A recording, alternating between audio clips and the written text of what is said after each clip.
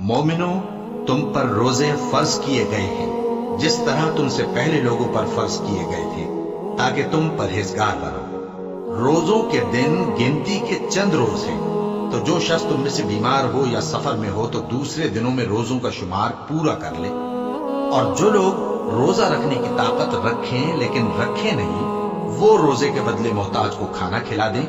اور جو کوئی اپنی مرضی سے زیادہ نیکی کرے تو اس کے حق میں زیادہ اچھا ہے، اور اگر سمجھو تو روزہ رکھنا ہی تمہارے حق میں بہتر ہے۔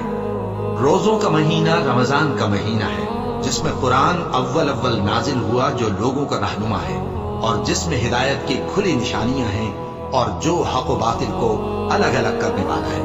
تو جو کوئی تم میں سے اس مہینے میں موجود ہو چاہیے کہ پورے مہینے کے روزے رکھے، اور جو بیمار ہو یا سفر میں ہو تو دوسرے دنوں میں روزے رکھ کر ان کا شمار پورا کر لے۔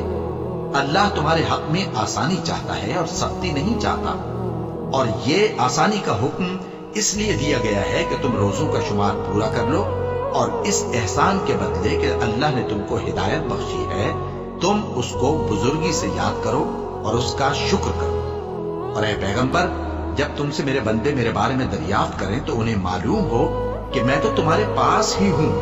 جب کوئی پکارنے والا مجھے پکارتا ہے تو میں اس کی دعا قبول کرتا ہوں۔ تو ان کو چاہیے کہ میرے حکموں کو مانیں اور مجھ پر ایمان رکھیں تاکہ نیک رستہ پائیں۔